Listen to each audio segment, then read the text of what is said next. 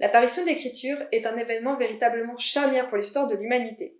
Alors déjà, c'est une véritable rupture disciplinaire, puisque l'on passe de la préhistoire à l'histoire.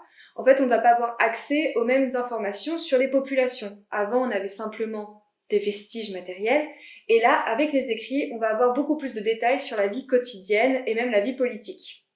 Mais c'est aussi un véritable changement pour les populations, à la fois d'ordre social, économique et politique. Mais déjà, pourquoi a-t-on inventé l'écriture ?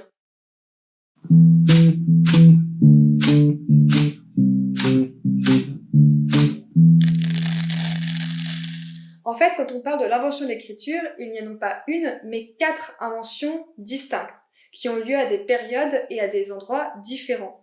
Et en fait, elles sont à l'origine de toutes les écritures actuelles. Alors, la première que l'on peut citer, c'est l'écriture maya en Mésoamérique, mais qui n'a pas vraiment donné de descendance aujourd'hui. On peut aussi parler du foyer en Chine, mais également en Égypte avec les hiéroglyphes. Mais celui sur lequel on va s'attarder aujourd'hui, c'est celui de Basse-Mésopotamie. C'est en fait le plus ancien système d'écriture qui date de 3400-3300 avant notre ère, et on le doit aux Sumériens. En fait, la forme que prendrait cette écriture cunéiforme, donc sur une tablette d'argile, prendrait son origine dans l'utilisation des sceaux et des sceaux-cylindres, qui dateraient de la période d'Uruk, donc à peu près au 4e millénaire avant notre ère. Ça je sais, en fait les sceaux-cylindres c'est pas le truc où t'as un rouleau avec des gravures dedans, tu le passes sur une bande d'argile. Si, c'est ça. Ça va être utilisé pour les contrats par exemple, et ça a la même fonction qu'une signature. Et quand c'est sec, tu casses en deux. Et comme ça, en cas de litige, on peut recoller les morceaux et vérifier le contrat. Et pour certains, c'est ça la préécriture. En fait, derrière cette préécriture, on voit une intention de communiquer sur du court, moyen ou long terme. Voilà, enfin ça c'est un système de pictogramme en fait, puisque là-dedans, si on veut représenter un chien, en fait on dessine un chien. Et l'avantage, c'est que du coup, on n'a pas besoin de parler la même langue pour se comprendre. Mais ça, c'est pas encore de l'écriture. En fait, l'écriture, ça va être le moment où on va utiliser des symboles pour représenter plus que le sens direct. En fait, on va réellement parler d'écriture à partir du moment où ce sont des sons qui sont retranscrits et non plus des idées. Et alors, les plus anciennes traces d'écriture, on les retrouve sur les très nombreuses tablettes d'Uruk. À ce moment-là, on parle de proto-cunéiforme, parce que c'est quand même encore un principe pictographique que l'on continue à suivre. Mais du coup, en fait, pourquoi ce proto-cunéiforme va-t-il devenir une écriture ? En fait, ça s'explique en 2 temps. Déjà, l'écriture cunéiforme, comme la nôtre, c'est une écriture détachée, c'est-à-dire détachée de tout contexte, on l'utilise pour tout. C'est vrai qu'aujourd'hui, on n'a plus trop l'impression, mais l'écriture est vraiment partout, du post-it qu'on utilise pour écrire sa liste de courses jusqu'à la rédaction de sa thèse. Et donc il est quand même beaucoup plus rentable de réduire l'écriture à quelques symboles, ça facilite l'apprentissage mais aussi l'utilisation. D'ailleurs, l'avantage d'avoir une écriture détachée, c'est qu'elle nous renseigne sur absolument tous les domaines de la vie des populations de l'époque. C'est vrai qu'à l'inverse, quand on a une écriture attachée à un contexte particulier, comme par exemple un contexte rituel, du coup la documentation qu'on a, elle ne concerne que ce rituel-là. Et on n'a rien d'autre.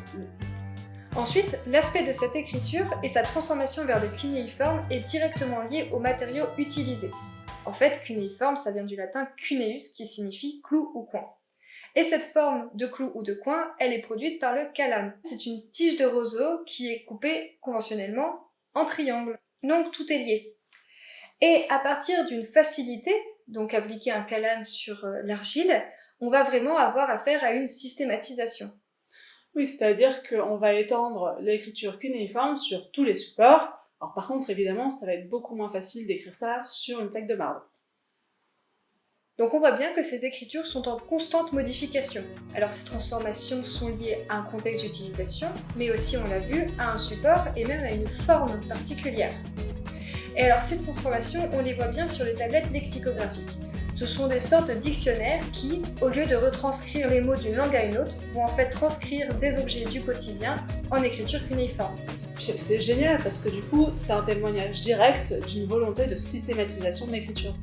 En fait, ce qui est vraiment fou, c'est que l'écriture semble apparaître à chaque fois dans les mêmes contextes. En fait, en Mésopotamie, au 4e et 3e siècle avant notre ère, on voit se développer les premières sociétés urbaines. On parle même de cité-État. En fait, on va avoir des phénomènes de sédentarisation en lien avec une hausse démographique. Les populations vont se tourner vers l'agriculture et les réseaux d'échange vont drastiquement s'intensifier.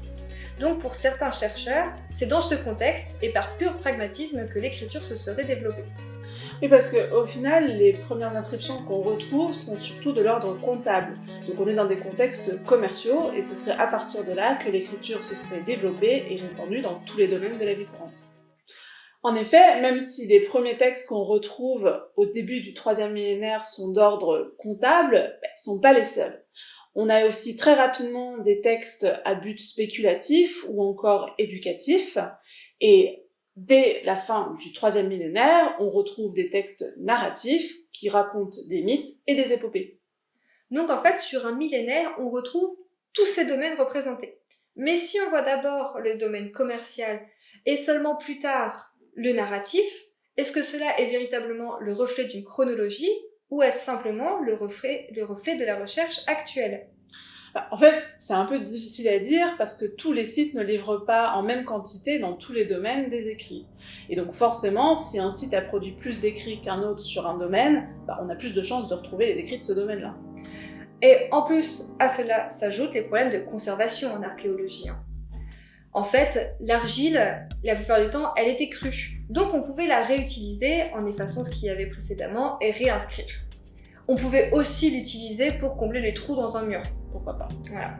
En fait, la plupart des tablettes que l'on retrouve aujourd'hui ont été cuites dans le cadre d'un incendie. Comme quoi, des fois, les catastrophes sont bien utiles aux archéologues. Rire diabolique d'archéologue Mais du coup, pourquoi est-ce que l'écriture est une si grosse rupture ? En fait, elle va permettre aux populations d'enregistrer les événements et donc d'avoir une réflexivité sur leur propre histoire. Bon, ça permet aussi aux souverains de se légitimer. Et du coup, une fois que l'écriture est bien installée, elle va pouvoir se diffuser. Donc on va la voir partir de Sumer pour être adoptée par les Acadiens qui vont adapter cette écriture à leur propre langue et ensuite l'écriture va se diffuser à tout un tas d'autres peuples. On va même parler de culture cunéiforme. Oui, parce que l'écriture cunéiforme est un moyen de véhiculer cette culture et on va la retrouver en fait de l'Égypte jusqu'en Iran, voire même jusqu'en Grèce continentale, via des objets importés. La dernière tablette retrouvée est un texte astrologique qui date de 75 de notre ère. Mais pour certains archéologues, l'écriture cunéiforme aurait perduré jusqu'au IIIe siècle.